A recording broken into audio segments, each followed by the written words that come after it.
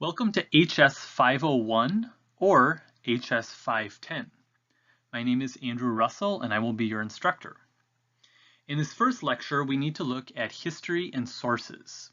So we're going to address two questions. Who writes church history? And two, what are the resources for studying church history? Let's begin with that first question. Who writes church history? When it comes to history in general, and church history in particular, there are basically two main types of sources that you need to be. The first is primary sources, and the second, secondary sources. Primary sources are really important for history. They're the indispensable component of piecing together what happened in the past. So if someone wants to write a history of a particular person, they spend a lot of time looking at things like the individual's mail, journals, the annotations in their Bible, the books they read, and so on. Secondary sources are accounts written by someone later on. So in terms of this class, the Gonzalez textbook is the secondary source. The Bentenson text is a collection of primary source. Most of the time, when you and I are studying church history, we're using secondary sources. There are a lot of reasons for that. First, there's an issue of access. Let's say you're planning on being a missionary and you want to know more about the China Inland Mission. It's not necessarily easy for you to get a hold of Hudson Taylor's mail and newsletters and sermons. You might be able to get at some of that, but most of it would require a trip to an archive. However, you can easily get a secondary book about Taylor and the mission by someone named Alvin Austin, a scholar who has spent much of his life combing through all of that primary source material. Second, we all have time limits. We need people like Alvin Austin because realistically we can't go through all of the archival material on the China Inland Mission ourselves. So because we're so dependent on professional historians, I want to take just a few minutes to consider the presuppositions and the methods of those who write history, specifically church history. History is about facts, but it's more than that. It's about interpreting those facts. Every historian's interpretive work, to some degree, is colored by the prominence that he or she gives to teleology. Historians with a robust sense of design or direction within history will naturally interpret facts and events to fit within that framework. Likewise, a lack of correlation and causation will be evident in the work of those historians who do not assume that history is following a predetermined trajectory. J.B. Bury provides an excellent example of an exaggerated teleology in the writing of history. In his book, The Idea of Progress, the assumption of progress toward the better is assumed at every turn. All complications are being smoothed out as time marches on. Here's what he says. This idea of human progress, then, is a theory which involves a synthesis of the past and a prophecy of the future. It is based on an interpretation of history which regards men as slowly advancing in a definite and desirable direction and infers that this progress will continue indefinitely. So for Bury, progress is axiomatic. He just takes it for granted that history is progressing in a particular direction, namely a positive direction. So what do you suppose is going to be potentially problematic for someone like Bury? How might that assumption affect the way he writes history? Well, at some level, it would seem as though his progressive teleology would lead him to overlook or minimize events that aren't moving along the progressive trajectory. So you can see how his teleology is going to affect the way he interprets things that are negative, catastrophic. On the other hand, you have those who reject the idea that history has a predetermined teleology. This comes especially from those who drink from the wells of postmodernity. Michel Foucault, for example, rejects the idea that you can tease out themes or trajectories within history. Let's hear from Foucault. We must renounce all those themes whose function is to ensure the infinite continuity of discourse and its secret presence to itself in the interplay of a constantly reoccurring absence. Discourse must not be referred to the distant presence of the origin, but treated as and when it occurs. In other words, he does not simply reject the use of a robust teleology in writing history. He rejects any notion of continuity within history altogether. Part of his concern here is that people are too biased or corrupted to get at what was happening in the past and then to relate it to the present. For Foucault, discontinuity is assumed as strongly as continual progress is assumed for somebody like Bury.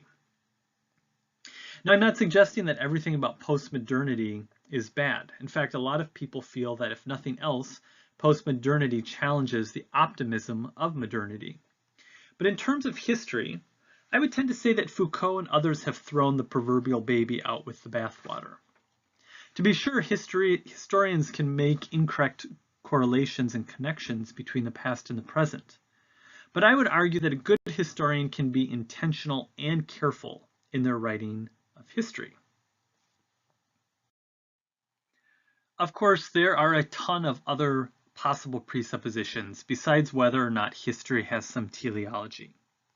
For example, can you think of what kind of presupposition a Christian historian would have that a non-Christian historian would not? Well, if you stop and think about it, Christians believe that God acts in history, that God is involved in the world, answers prayer. Obviously, Christians don't always agree over when God is acting or what all God is causing, but the point is that Christians or theists have a particular commitment that comes into play when interpreting history. So take the Great Awakening, for example, the revivals that punctuated the American colonies in the 1730s and 1740s. A Christian might look at that and believe that the revival is an instance of the Holy Spirit convicting people and awakening them. A non-Christian historian will look at the same set of data and facts and conclude that the revival was the result of something like psychological anxiety or some kind of social need, something like that. So the point I'm trying to make here is that historians are like everyone else. They have presuppositions, and those presuppositions will affect how they read and write history for the rest of us. So that's one thing to be aware of when you are reading a monograph about some particular topic. Another important dimension of history concerns topic and material selection. Every historian is an editor. The writing of history necessarily includes a selection process of what material will be used and to what extent. He or she must also decide what material will be eliminated altogether. The Apostle John was not exaggerating when he stated that if everything Jesus did was recorded, that, quote, even the whole world would not have room for the books that would be written. That's from John 21. This reality is further complicated by the fact that no one possesses a complete knowledge of everything. Even the most erudite historian is selecting material from an incomplete list of data. In recent years, material selection has become a significant topic in the writing of church history. An increasing number of critics have been pointing out that past historians have not only privileged the West, but also the 4th, 13th, 16th, and 19th centuries. Likewise, the priority has been given to educated male clergymen. Here's what Gonzalez, the author of our textbook, has to say about this. The topography of the church history that I studied was almost exclusively orography. It was concerned with the mountain and mountain chains. Since the historians looked to the past as if looking from atop a mountain, what they saw was other mountain peaks, peaks often arranged along a chain stretching from the horizon to the historian's own peak. What Gonzalez is trying to get at in that passage is that people with power and privilege tend to write their history about other people with power and privilege. And for this reason, there's a new push in church history to pay more careful attention to people besides the Calvins and Luthers and Aquinas. There's more of an emphasis on accounting for what women were doing, what people not in church leadership were doing, what people more in the margins were doing. For people who write on modern Christianity, there's also growing impetus to examine Christian communities beyond the Western context and beyond the perspective of Western missionaries. Well, these calls for changing the shape of church history make excellent sense for a couple of reasons. First, the cloud of witnesses is not limited to lawyers and people good at rhetoric. Paul's insistence that there is neither Jew nor Gentile, neither slave nor free, neither male nor female, demands that no region, the West, or status, the clergy, or gender, males, deserves precedence. If the end for which historians work is a more complete picture of the church, then attention should be expanded beyond the traditional narratives. Second, the call to examine regions beyond the North Atlantic have timely significance. Here's why. The following chart shows the redistribution of Christians from 1900 to 2000 by continent. It's taken from a book by Mark Knoll. So just make some observations at the chart, and you might want to pause the video temporarily to look at it. Even if you aren't well versed in statistics, there are a couple of things here that should jump out at you. First, in 1900, over 80% of all Christians in the world lived in Europe or North America. In just over 100 years, that number dropped to 40%. So stated differently, by 2000, 60% of the Christians in the world lived outside the West.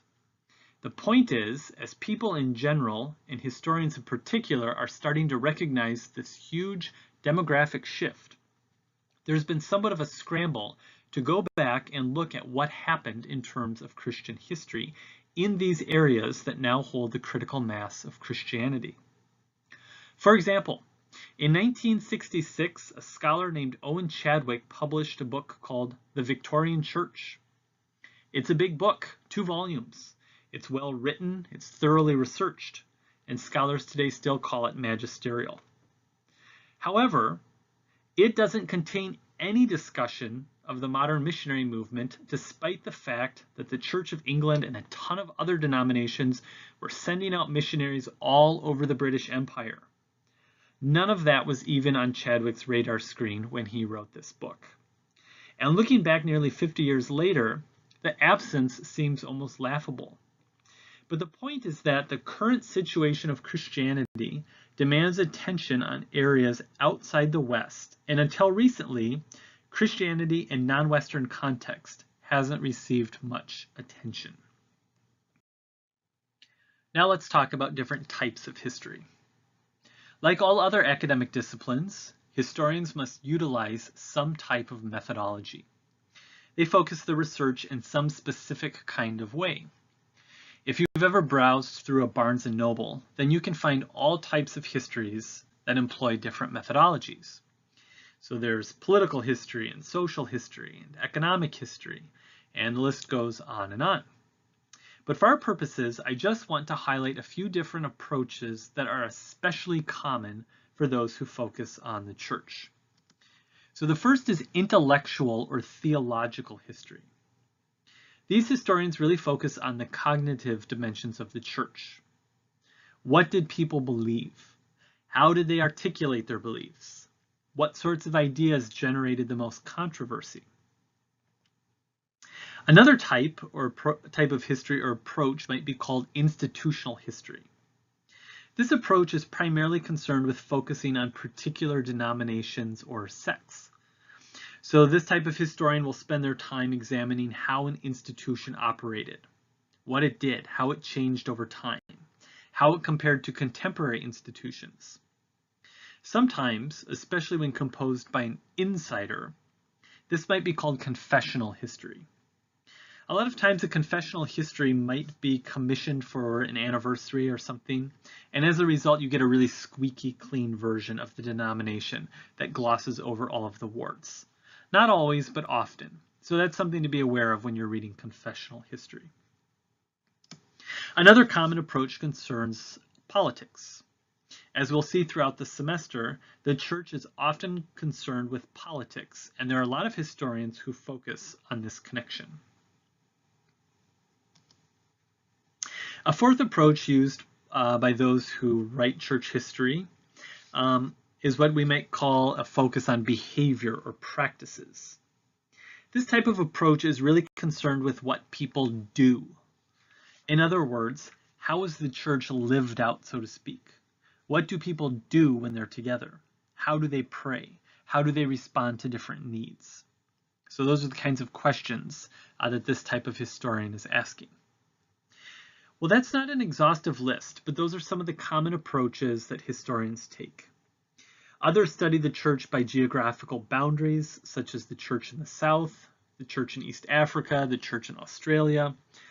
But anyway, that gives you at least an idea of the different kinds of history that you're likely to come across when you're studying the church. Now let's look at the second question. What are the resources for studying church history? If you've ever taken a course in hermeneutics, then you know that it's hard work, it's time consuming. But there are also a lot of resources for helping you do good hermeneutics. There are Bible dictionaries, encyclopedias, lexicons, concordances, Bible atlases, and a ton of commentaries. And they're all there to help you determine the meaning of a biblical text, what it meant to the original audience, and how it applies to us today. And whether you have 5 hours or 25 hours to prepare a sermon or Sunday school lesson, you want to be convenient with those resources. Life is busy, and those are tools that can help you be efficient. Well, it's the same way with church history. There are a lot of resources to help you study the church in an efficient and timely way. I want to spend a little bit of time here making sure that you all know what is available so that whether you're preparing a Sunday school class or referencing a historical event for a sermon or whatever you're doing, that you're efficient and confident that you're getting accurate information. The first resource that you should be aware of are church history dictionaries. They cost money, but they're the best first word on just about any subject in church history. Two of the most common are the Oxford Dictionary of the Christian Church and the Cambridge Dictionary of the Christian Church. These are really helpful for a few reasons. First of all, the articles are concise. It's the nutshell version of almost anything. Second, they're considered authoritative because the entries are generally composed by scholars who are considered experts on those topics. So if you want to get the basics about Schleiermacher or Calvin or Pietism or whatever, then you know that you're being informed by someone who knows what they're talking about. Third, dictionaries will often tell you where to look for more detailed information.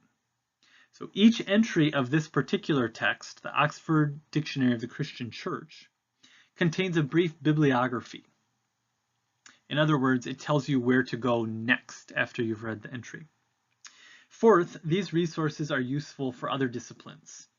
For example, they include a lot of information about major topics and terms in biblical studies. Likewise, suppose you're writing a paper on the atonement for your systematic theology course. Well, these texts can help you get oriented to the topic and provide more historical background. Again, they're expensive, but they're available in the reference section, and sometimes through your Bethel Library account, you'll have access to these texts digitally. Just like there are series of commentaries on biblical topics, there are also series of works that address topics in church history. For example, there's a 5-volume Cambridge History of Christianity, and there's also a Cambridge Companion Series and a Blackwell Companion Series. These are usually a collection of essays about certain figures or movements in church history or religious history. The great thing about these types of works is that you get a good look at a topic in just 10 to 20 pages. And if you want more, the footnotes will tell you where to go next. Again, these can be really useful for other courses. So say you're writing a paper in systematic theology on sanctification. Then you might want to look at an essay or two in the Cambridge Companion to John Wesley. A book like this will give you a good sense of how the holiness or Methodist branches of Christianity have been approached. I don't ever buy these books because they're expensive, but they're in our library, and if you take a few minutes, you can usually scan a chapter or two for whatever topic you're looking at. Most academic disciplines are associated with a couple of journals. Most journals are peer-reviewed, which means that anonymously submitted articles are reviewed by experts before they're published. The point is that there's some accountability or credibility. And one of the most important journals for church history is called, appropriately, Church History. It comes out quarterly and it covers topics from the early church to the present. Again, if you have access to the Bethel website, and you all do, or the Bethel Library, then you have access to church history. There are other journals that are devoted to more specific areas. For example, the Wesleyan Theological Journal is devoted to topics that somehow relate to the Wesleyan tradition. The other component of journals, besides the relatively short length of the articles, that's really important is that there are book reviews. Books require a lot of your time, and it often happens that you invest time in a book and then in hindsight, it wasn't of much use. But if there's a book that you think might be really helpful, take a look at the book reviews in the back of the journal. Generally speaking, the reviewer will be much more familiar with the topic than anonymous commentators on Amazon. As I'm sure you know, the database Atla will help you track down articles and book reviews. Journals are often associated with conferences. So for example, the journals Church History and Missiology, they both have national and regional meetings where people meet to exchange ideas, dialogue, present papers. Obviously, you don't attend a conference because you have a paper due in 2 weeks. But if you have a long-term interest in some topic for your ministry and you want to keep current on what's going on, then there might be a conference. I regularly attend a few conferences, one that's devoted to missions history and one to holiness history. And at these conferences, I often meet people who are pastors, youth pastors, YWAM workers, and they're not necessarily academics, they're not looking to be scholars, but they want to keep current on what's going on in a particular branch of history because it's edifying or it's beneficial to their ministry. So again, conferences are something you should be aware of. That's often where new ideas are exchanged in the discipline of church history. I'll mention very briefly that the American Academy of Religion is one of the largest conferences for the study of religion in general and Christianity in particular. And this conference usually meets in conjunction with the Society of Biblical Literature. So far, everything I've mentioned costs money. At least it costs someone money. But one great resource that is free is the magazine Christian History and Biography. At least for right now anyway, these issues are available online for free. And again, the articles tend to be brief but written by experts, and they're really helpful. Here's a look at one of the covers of Christian History and Biography, and each issue usually is focused on some particular topic. Again, generally speaking, most of the historical work you do will probably involve secondary resources rather than primary resources. However, depending on the topic, you might luck out and find a large amount of good and helpful primary sources that are available for free online. For example, there are a lot of people, pastors, missionaries, scholars, who really appreciate Jonathan. A few years back, Yale University made the complete works of Jonathan Edwards available online and for free. We're talking volumes here that are all searchable. And likewise, they include all of the critical introductions that come with the print versions of of the books. Likewise, some denominations are putting their archives online. So for example, the Christian and Missionary Alliance has digitalized most of their archival material, and you can access it through the web. So in that case, say you're doing a series at church on your denominational roots, and you want to help your congregation find out about their past. There might be something available in the primary source record that you can use. So those are some of the most important resources that you'll want to be aware of when studying church history. Again, the number of hours in the day is a big deal, so I would really encourage you to utilize these types of resources so that you can maximize your time and energy and get the most out of your study of church history. Thanks for listening.